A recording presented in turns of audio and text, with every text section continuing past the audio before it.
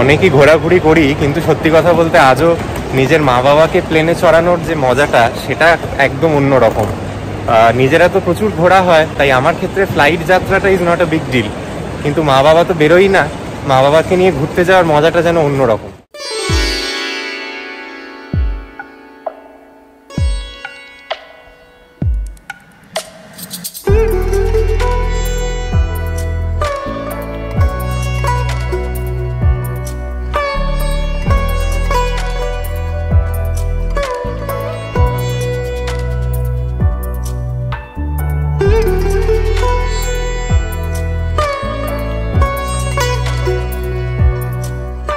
Hello everybody, welcome back to my channel. আমি রিতম, আর আপনাদের প্রত্যেককে স্বাগত জানাই আমার এই চ্যানেলের আরেকটা নতুন ভিডিও দেখার জন্য।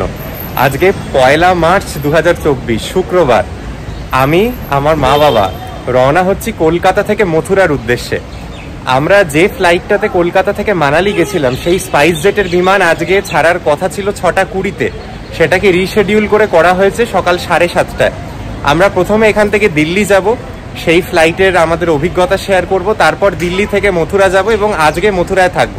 তবে আমার এই যে ট্রিপ, আমি কিন্তু মথুরার পর চলে যাব হচ্ছে নৈনিতালের দিকে। মা বাবা তীর্থ করতে যাচ্ছেন বহুদিন পরে, মা বাবা থাকবেন মথুরা বৃন্দাবন সার্কিটে, আমি চলে যাব হচ্ছে নৈনিতালের দিকে। তাই বলতেই পারেন এই ট্রিপে অনেক কিছু দেখানোর আছে এবং আজকে তার শুভারম্ভ।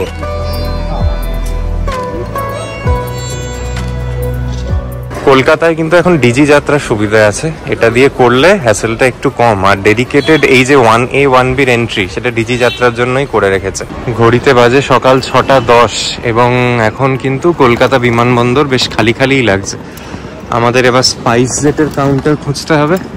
চলুন যাওয়া যাক। আমাদের সঙ্গে লাগেজ আছে, লাগেজ ড্রপ করার প্রয়োজনীয়তা আছে আজকে আমাদের। আর অনেকে আমাকে বলেন যে আপনি আপনার মা বাবাকে নিয়ে কেন যান না। মা বাবার আসলে বয়সজনিত কারণে কিছু শারীরিক সমস্যা আছে, তার দরুন মা বাবা বেরোতে খুব কমই পারে। প্লাস আমার মা বাবা পিওর ভেজ খাবার দাবার খায়, তো তার দরুন কি হয়, সব জায়গায় সেটা সম্ভব নয়। যখন আমরা এরকম কোনো ট্যুরিস্ট সার্কিটে না গিয়ে কোনো মানে ধরুন এমন জায়গায় যাই, ধরুন কোনো মন্দির আছে, পুরী হোক বা এরকম মথুরা বৃন্দাবন হোক, তখন মায়েদের সুবিধে হয়।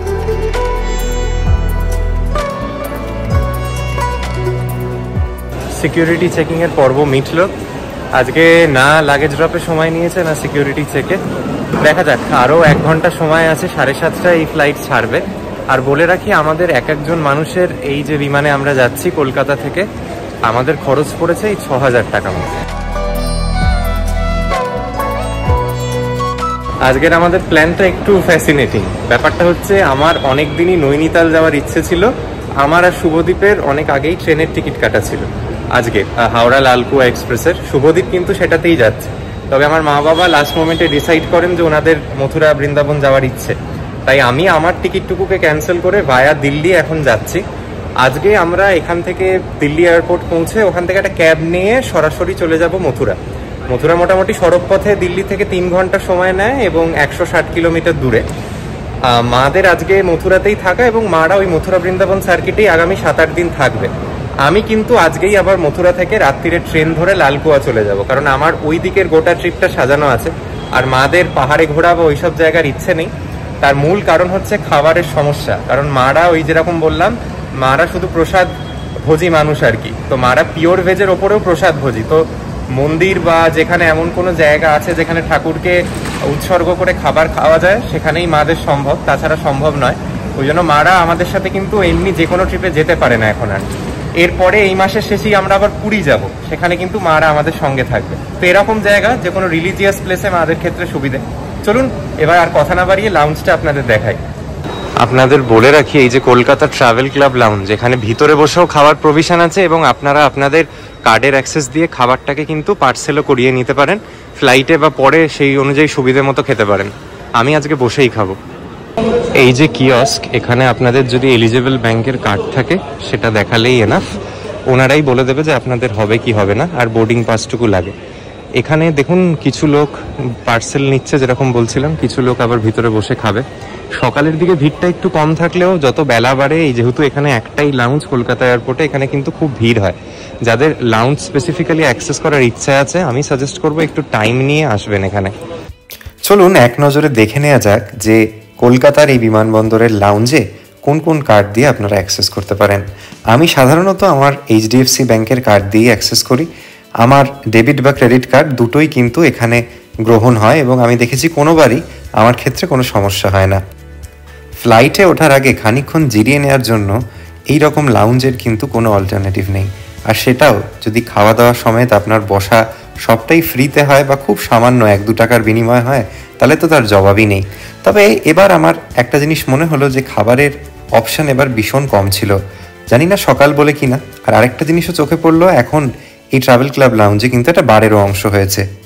আজকে আমাদের এই যে বিমান যাত্রা, তা মোটামুটি ফ্লাইং টাইম হচ্ছে 2 ঘন্টা থেকে 2 ঘন্টা 15 মিনিট মতো। আশা করি খুব লেট যদি না করে তাহলে 9:30 পৌনে 10টার মধ্যেই কিন্তু আমরা দিল্লির বিমানবন্দরে পৌঁছে যাব। কলকাতা থেকে দিল্লির বিমান যাত্রা নিতান্তই একটা খুব সাধারণ বিমান যাত্রা। এটা নিয়ে খুব আলাদা করে বলার বা দেখার মতো কিছু নেই। তবে এই বিমান যাত্রাটা হঠাৎ আমার 2 কারণে খুব স্পেশাল হয়েছিল। প্রথমত হচ্ছে অনেক দিন পর মা বাবার সঙ্গ পেলাম, যা আমার ভীষণ ভালো লাগে। মা বাবাকে নিয়ে কোথাও ঘুরতে যাওয়ার মজাটা আপনাদের সবার মতো আমার কাছেও একই রকম, এবং সেটাও যদি মা বাবার একটা মনের মতো জায়গা হয় তাহলে তো আর কথাই নেই। মা বাবাকে একসঙ্গে ঘুরতে দেখে এই বয়সকালেও মা বাবার যে একটা বন্ডিং, এটা কিন্তু সত্যিই আমাকে অনেক কিছু শেখায়। আর সেকেন্ডলি, সেদিন লাকিলি আমাদের স্পাইস ম্যাক্স সিটস অ্যালট করা হয়, যার লেগ স্পেস অন্য সাধারণ বিমানের সিটগুলোর থেকে অনেক বেশি আরামদায়ক। আমরা কিন্তু এর জন্য আলাদা কোনো টাকা পয়সা দিইনি, ওনারা নিজে থেকেই সেটা অ্যালট করেছিলেন। হয়তো ভগবান সেটাই চান। আর তারপর যে কারণে এই যাত্রাটা আরও স্পেশাল হলো, সেটা হচ্ছে কাঞ্চনজঙ্ঘার দেখা পাওয়া। কলকাতা থেকে দিল্লির বিমান যাত্রা করার সময় চেষ্টা করবেন ডান দিকের উইন্ডো সিট নেওয়া। আকাশ পরিষ্কার থাকলে হিমালয় পর্বতমালার এক দারুণ দৃশ্য আপনারা প্লেনে বসেই দেখতে পাবেন। আর সেদিন আমরা যা দেখেছি, সত্যি কথা হয়তো কোনোদিন ভুলতে পারবো না। এতটা আশাও করিনি, তাই হয়তো আরও ভালো লেগেছে। আর তারপর কি করলাম, তারপর এই 2 ঘন্টা সময় কাটানোর জন্য এই ম্যাগাজিনগুলো দেখলাম। ভাবলাম যে ভবিষ্যতের দিনে যদি চাকরি বাকরি ছেড়ে দিই, প্লেনে খাবার সরবরাহ করব। 50 টাকার জিনিস কি করে 500 টাকায় বিক্রি করতে হয়, এই বিমানবন্দর এবং এখানের এয়ারলাইন্সগুলোর থেকে শেখার মতো। আর এই রকম নানা মজা, গল্প এবং হিমালয় পর্বত দেখতে দেখতে কখন যেন ইন্দিরা গান্ধী ইন্টারন্যাশনাল এয়ারপোর্ট চলে এলো। ঘড়িতে বাজে এখন 10টা 10, আর শেষমেশ আমরা এসে পৌঁছলাম ইন্দিরা গান্ধী ইন্টারন্যাশনাল এয়ারপোর্টে। প্লেনটা নামার পর ট্যাক্সি করতে মানে 15-20 মিনিট সময় নিল শুধু। বিশাল এয়ারপোর্ট। আর আজকে আমাদের ফ্লাইট ভীষণ কমফোর্টেবল ছিল, ঠিক 2 ঘন্টা ফ্লাইং টাইম পাক্কা।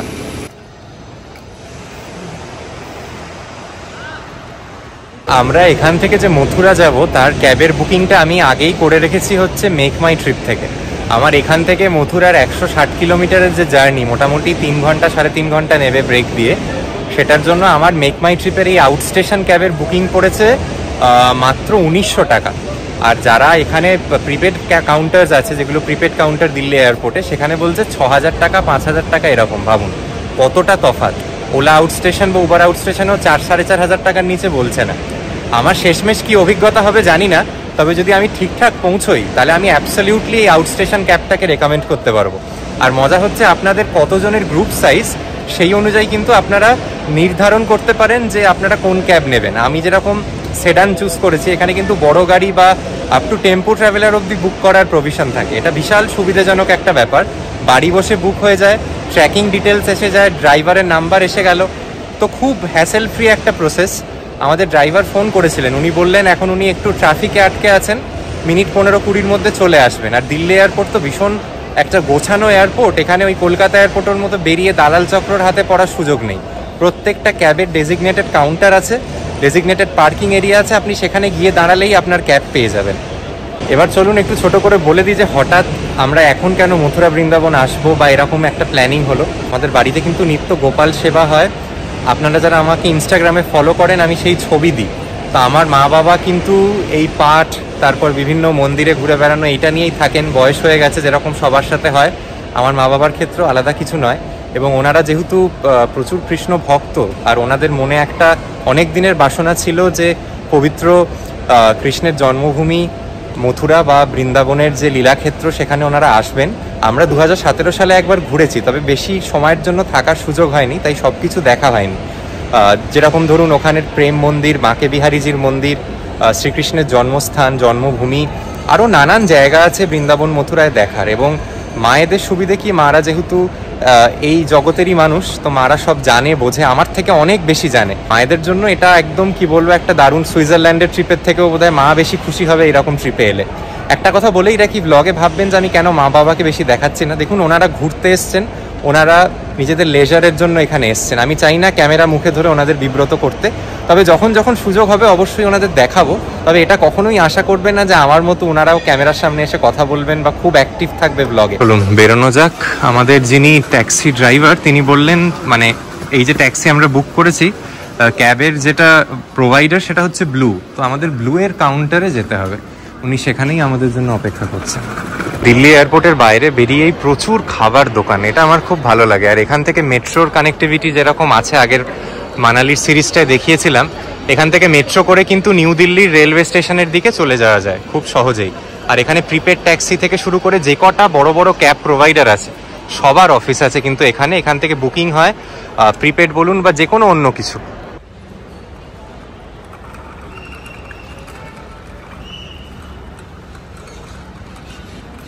তো ব্যবস্থা, এই ব্লু হচ্ছে ইলেকট্রিক কার। এখানে পার্কিং এ এলাম আর দেখুন সঙ্গে সঙ্গে দেখা হয়ে গেল। কাউকে খোঁজা, 10 বার ফোন করা, কোনো ব্যাপারই নেই। যে ক্যাবগুলো দেখছেন মেক মাই ট্রিপের, এনাদের শর্তাবলীগুলো বলে দিই। আপনি ধরুন 10:30টায় পিক আপ টাইম দিয়েছেন, ম্যাক্সিমাম 20 মিনিট ফ্রিতে দাঁড়াবে, তারপর প্রতি আধ ঘন্টা এক্সট্রা দাঁড়ানোর জন্য 100 টাকা করে নেয়। তারপরের শর্ত হচ্ছে এই যে গোটা রুটে আপনি যাবেন, একটা হচ্ছে ওনাদের মানে ডেডিকেটেড ব্রেক। আর আপনাদের লাগেজ কিন্তু আপনাদের নিজেদের গাড়ি অনুযায়ী কোঅর্ডিনেট করে নিতে হবে। মানে আমাদের ক্ষেত্রে যেরকম 2-3টে বড় লাগেজ আছে, দেখুন এই গাড়ির ওপরে লাগেজ রাখবার জায়গা আছে বলে হয়ে গেল, নইলে কিন্তু সিটেও রাখতে হতে পারে। এগুলো আপনাদের লোক বা আপনাদের লাগেজ বুঝে গাড়ি বুক করতে হবে আর কি। আর এখানের যেটা সব থেকে সুবিধা, যেটা বারবার বলছি, যে কোনো ওয়েটিং টাইম একদম নেই। আপনি দরকার হলে টাইম মতো বলে দেবেন, আপনি বাইরে এসে সমস্ত পেয়ে যাবেন। কোনো দরাদরি, ভুলভাল রেট এসবের একদম এই চক্করে যাবেনই না। দিল্লি থেকে আউট স্টেশন লাগলে আমার মনে হয় MMT ক্যাবস বেস্ট। সঙ্গে এই যাত্রাপথে যেতে যেতে কয়েকটা খুব ইম্পর্টেন্ট তথ্য শেয়ার করি। সেটা হচ্ছে, ধরুন আমরা তো ফ্লাইটে এসেছি, ফ্লাইটে এলে আমরা যেভাবে গেলাম আমার মনে হয় এটাই সব থেকে optimum way of reaching Mathura. এখান থেকে যদি ট্রেনেও যেতে চান ব্যাপারটা একই, আবার নইলে আপনাদের ইন্দিরা গান্ধী এয়ারপোর্ট থেকে বেরিয়ে মেট্রো নিয়ে নিউ দিল্লি রেলওয়ে স্টেশন, এবং সেখান থেকে যে পরের ট্রেন পাবেন তাতে মথুরা যেতে পারেন। নিউ দিল্লি থেকে মথুরা ট্রেনে ওই ঘন্টা দেড়েক মতো নেয় ভালো ট্রেনগুলো।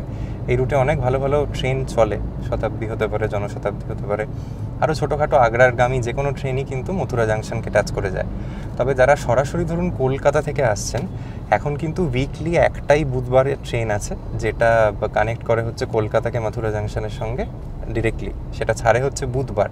সেই ট্রেনটিতে 3rd AC থেকে একদম ফার্স্ট ক্লাস অবধি সবই আছে। 3rd ACতে ভাড়া পড়ে মোটামুটি 1600 থেকে 1650 টাকা, এবং 2 ACতে ভাড়া পড়ে হচ্ছে ওই 2100 থেকে 2200 টাকা মতো।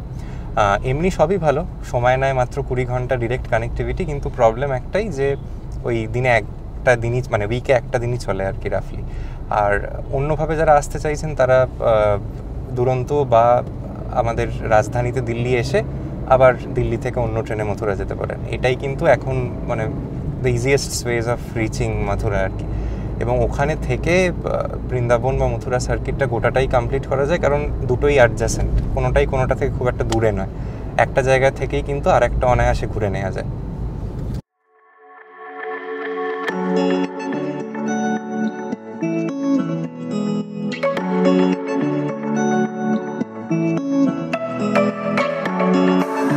মথুরা যাওয়ার পথে একটু ব্রেক নিলাম। এখনো মথুরা এখান থেকে 1 ঘন্টা 15 মিনিট মতো। আমরা পালওয়াল ক্রস করে গেছি। আর দিল্লির মেন সিটি অঞ্চলটা পেরোনোর পর থেকে হাইওয়ের রাস্তা ভীষণ ভালো। আর আপনারা যারা এই মথুরা বৃন্দাবন করছেন তার সঙ্গে আগ্রাটারও একটা দিন রাখতে পারেন। মথুরা থেকে আগ্রা হার্ডলি গাড়িতে 45 মিনিট 1 ঘন্টা নেয়। তাজমহল দেখে একবারে ফিরতে পারেন। আমাদের এবার হবে কিনা জানি না, বাট আমার মনে হয় এই প্ল্যানটা বানালে আগ্রাটাকে ইনক্লুড করে রাখা ভালো। এই যে সড়ক যাচ্ছে শেষে গিয়ে কিন্তু আগ্রাতেই মিশবে সব।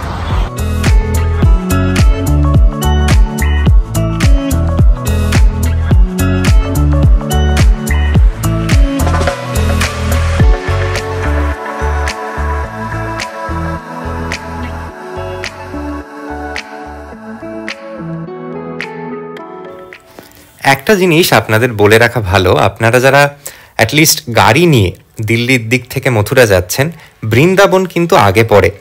এই যে মেন ন্যাশনাল হাইওয়ে, এর বাঁ পাশ থেকে নানা ডাইভারশন আছে এই শহরগুলোর জন্য। প্রথমে আপনারা বৃন্দাবনেও একদিন কাটিয়ে তবে মথুরা যেতে পারেন, তবে আমাদের যেহেতু মথুরাতে হোটেলের থাকার ইচ্ছে ছিল, সেই জন্য আমরা আগে মথুরায় থেকে তারপরে কিন্তু বৃন্দাবনের সার্কিটটা ঘোরার প্ল্যান করেছিলাম। মথুরা আমরা শেষমেশ পৌঁছলাম, আর এই দিল্লি থেকে যে রোড ট্রিপ ছিল অসাধারণ, মানে এত ভালো রাস্তা আমার সারা জীবন মনে থাকবে। আর আসার সময় বৃন্দাবন ধামের পাশ দিয়ে এলাম, তাই সেটাও দর্শন হয়ে গেল। আজকে যেহেতু আমার রাত্রিরেই বেরিয়ে যাওয়া, আমার তাই আজকে আর বৃন্দাবন দর্শন হবে না। এর আশপাশে মথুরায় যে জিনিসগুলোর দেখার শুধু সেটুকুই দেখতে পাবো। তবে এখানে আর কি ওই মহামন্ত্র হরে কৃষ্ণ মন্ত্র জপ করে করেই কাটান। আর এবং বলে বৃন্দাবন বা মথুরা ধামে রাধারানীর ইচ্ছে না থাকলে আপনি হাজার চেষ্টা করলেও আসতে পারবেন না। আমাদের রাধারানীর প্রচুর কৃপা বলবো যে আমাদের সেখানে আসার সুযোগ হয়েছে। আর আমরা যে হোটেলটিতে এসেছি, চলুন সেটার ব্যাপারে কিছু কথা আপনাদের বলে দিই। এই যে দিল্লি আগ্রা হাইওয়ে আমাদের পাশ দিয়ে চলে যাচ্ছে, আর এর পাশেই হচ্ছে হোটেল মিস্টিক পামস। এখানে অনেক একটা ক্যাটাগরির রুমস আছে। আজকে প্রবলেম হয়েছে, এখানে একটা বিয়ে বাড়ির অনুষ্ঠানের জন্য কম দামি রুমগুলো সোল্ড আউট হয়ে গেছে। এখানে ওই ধরুন 3500 টাকা থেকে আপটিল 5000-6000 টাকা অবধি রুম আছে। আমরা আজকে যে রুমটা পেয়েছি সেটার জন্য এই এক দিনে ব্রেকফাস্ট ছাড়া 4 থেকে 4500 টাকার মধ্যে পড়বে। তো আমরা আজকে 3 জনই থাকবো, কালকে থেকে মারা 2 জন, তো কালকের থেকে রুমটা একটু কম পড়বে। কিন্তু এখানে রুমগুলো কোনো 5 স্টার হোটেলের থেকে কম নয়, আমি ভিতরে ঢুকে দেখালে বুঝতে পারবেন। আর এখান থেকে মথুরা জাংশন রেলওয়ে স্টেশন মাত্র ধরুন 10 মিনিট, 3 কিলোমিটার মতো। এবং যেটা শ্রীকৃষ্ণের জন্মস্থান সেটাও এখান থেকেও ইকুইডিস্টেন্ট 3 কিলোমিটার মতো। সামনে বিস্তৃত পার্কিংয়ের জায়গা, যারা দিল্লি থেকে সেলফ ড্রিভেন কার নিয়ে আসবেন তাদেরও কোনো অসুবিধা নেই। এখানে দেখতেই পাচ্ছেন কত গাড়ি ধরে গেছে। আর এনাদের ভিতরেই খাবার দাবার ব্যবস্থাপনা আছে, প্লাস সুইমিং পুলও আছে। সবটা ঘুরে ঘুরে দেখাচ্ছি এরপরে, চলুন ভিতরে যাওয়া যাক। এইটা দেখুন আমাদের যে রুম, যে ফ্লোরে 3rd ফ্লোরে আমাদের রুম নাম্বার 306। এইখানের এরিয়াটা দেখুন, এই লবিটাতেই মানুষ সময় কাটিয়ে দিতে পারবে, এত সুন্দর। এই গোটা এরিয়াটা কার্পেটিং করা। আমার মনে হয় এই যে বৃন্দাবন চত্বরে যে কটা ভালো লাক্সারি প্রপার্টি আছে, mystic palms is one of them.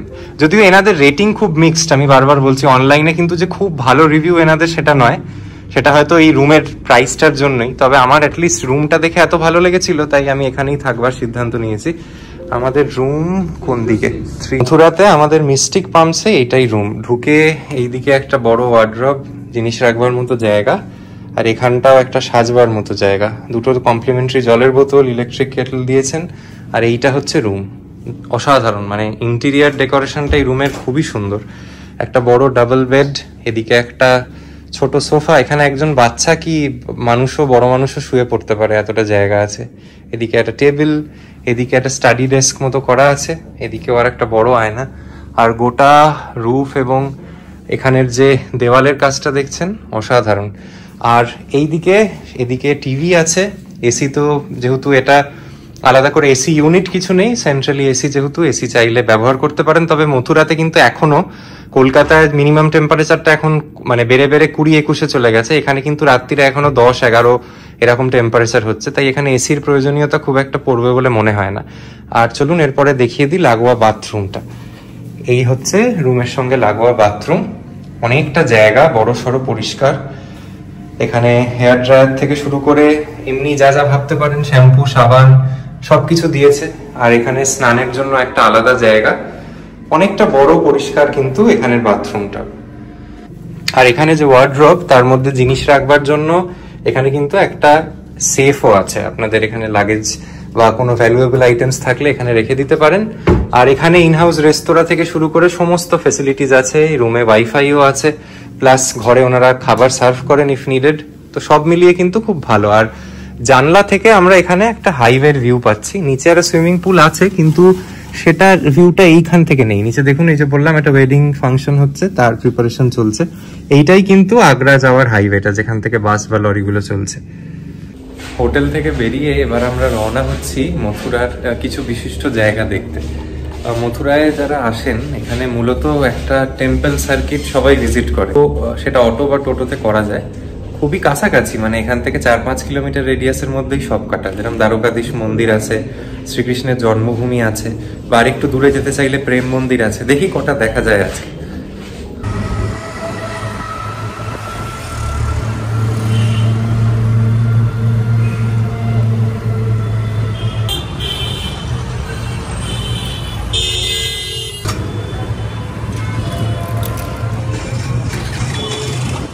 আমরা পৌঁছে গেছি শ্রীকৃষ্ণ জন্মভূমির কাছে।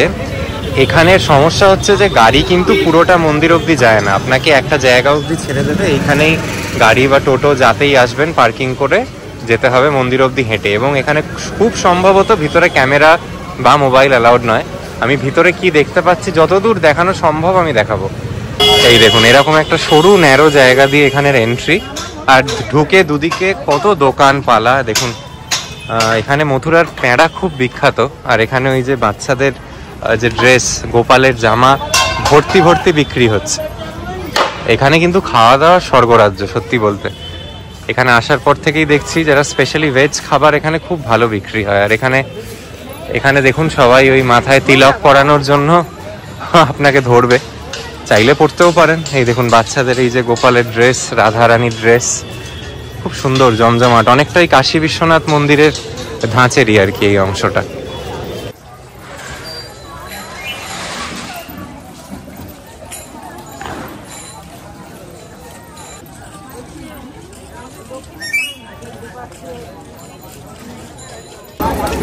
এইখানে দেখুন এই মন্দিরের শ্রীকৃষ্ণ জন্মভূমির গেট নাম্বার 1।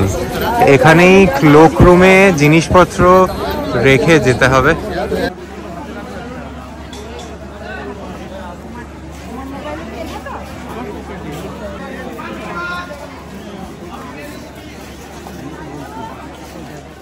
এই মন্দিরে প্রবেশের আগে কিন্তু ব্যাগ, মোবাইল সমস্ত কিছুই জমা দিয়ে ঢুকতে হবে, তাই ভিতরে কিছু দেখবার কোনো সুযোগ নেই। এই শ্রীকৃষ্ণ জন্মভূমি মন্দির ঘুরতে প্রায় 1 ঘন্টা সময় নিল। মন্দিরটি মূল 3টে ভাগে বিভক্ত। একটি হচ্ছে নতুন মন্দির যেটা এখন স্থাপনা হয়েছে, সেখানে রাধাকৃষ্ণের বিগ্রহ আছে, রাম সীতার বিগ্রহ আছে, হনুমানজির মূর্তি আছে এবং জগন্নাথ, সুভদ্রা ওনাদের মূর্তি আছে। আর আরেকটা যেটা অংশ, যেটা মূল কারাগারের অংশ আর কি, সেটাই আমার সব থেকে ভালো লেগেছে। সেখানে গেলে আপনার একদম ওই পুরোনো দিনের ওই যে ফিলটা সেটা পাবেন। ওখানে দেয়ালে প্রচুর পাথর দিয়ে কারুকার্য করা আছে, যেখানে ওইখানের সময় নানা চিত্র, শ্রীকৃষ্ণের জীবনের নানা লীলার কথা আর কি সেখানে দেয়ালে অঙ্কিত। আর আরেকটা 10 টাকা করে টিকিট কেটে একটা গুহা আছে। ওই গুহাটির মধ্যে ঢুকলে আপনারা ওখানে শ্রীকৃষ্ণের বড় হয়ে ওঠা নানান যে ওনার লীলা বা ওনার জীবনে যা যা ঘটে যাওয়া ঘটনা সেগুলো ওখানে দেওয়া আছে। তবে এখানের মূল মানে যেটা দেখতে লোক আসে সেটা হচ্ছে ওই কারাগারের অংশটি, যেখানে কংস মানে বসুদেব এবং দেবকীকে বন্দি করে রাখতেন আর কি, সেই অংশটা। এবং শ্রীকৃষ্ণ যেহেতু অষ্টম সন্তান, সেই যে গোটা ইতিহাস শ্রীকৃষ্ণের জন্মকে ঘিরে, তার যদি একটা আন্দাজ পেতে হয়, আঁচ পেতে হয়, তাহলে কিন্তু আপনাদের এই শ্রীকৃষ্ণ জন্মভূমি আসতেই হবে।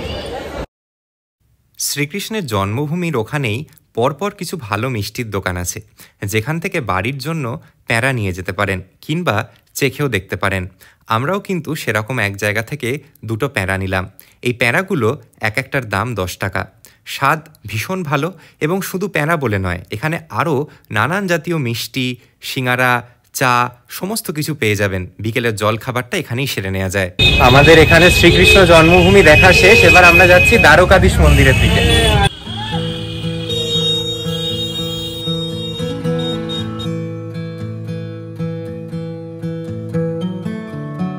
আমরা পৌঁছে গেছি দ্বারকাধীশ মন্দিরের কাছাকাছি। এখানে একটা জিনিস দেখলাম, এত অবাক লাগলো, জানি না এখানে কি ব্যাপার আছে, যে এখানে প্রায় এই যে গলিটা দিয়ে আমরা ঢুকলাম, অন্তত 20 থেকে 25টা শুধু নূপুরের দোকান।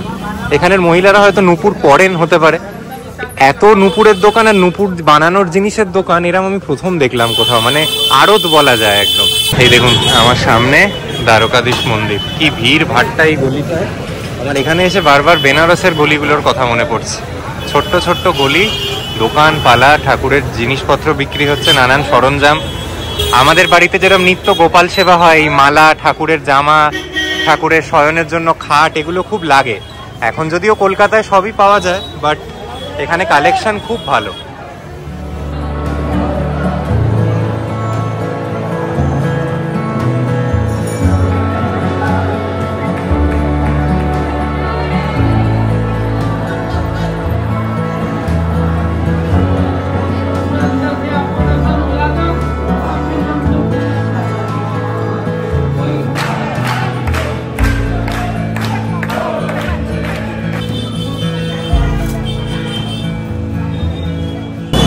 দ্বারকাধীশ মন্দির দর্শন শেষ। ওই একটা মন্দির যেখানে মোবাইল নিয়ে ঢুকতে দেয়, কিন্তু আপনি মানে বিগ্রহ বা মূর্তির কোনো ছবি তুলতে পারবেন না।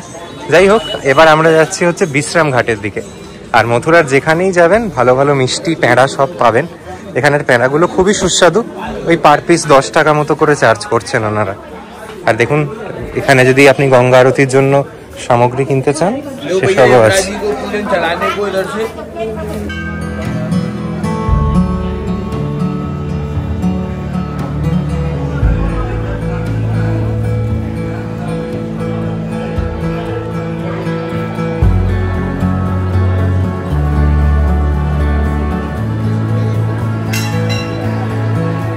এই হচ্ছে বিশ্রাম ঘাট, আমাদের ওখানের গঙ্গার ঘাটগুলোর মতো। দারুণ পরিবেশ এখানের।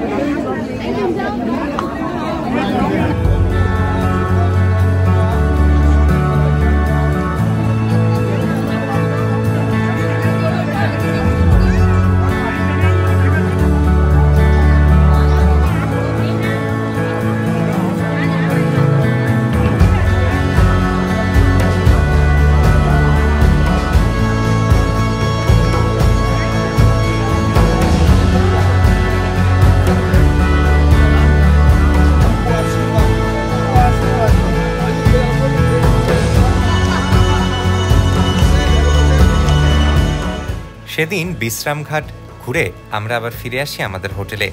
হোটেলটা সত্যি এত সুন্দর। আমরা কিন্তু সকালে যতটা ভালো দেখেছি, ইভিনিংয়েও এই হোটেলটার বিউটি এক অন্যরকম ছিল। সেই দিন রাতেই কিন্তু আমি আমার এই সংক্ষিপ্ত মথুরা ভ্রমণের ইতি টানি এবং আমি এগিয়ে চলি নৈনিতালের দিকে। পরের পর্বে আমি শেয়ার করব আমার নৈনিতাল ভ্রমণের অভিজ্ঞতা এবং আরও নানা গল্প থাকবে আগামী এই ট্রাভেল সিরিজে। আজকের ভিডিওটা দেখে যদি ভালো লেগে থাকে তাহলে অবশ্যই শেষ করে দেওয়ার আগে লাইক, শেয়ার এবং সাবস্ক্রাইব করতে ভুলবেন না।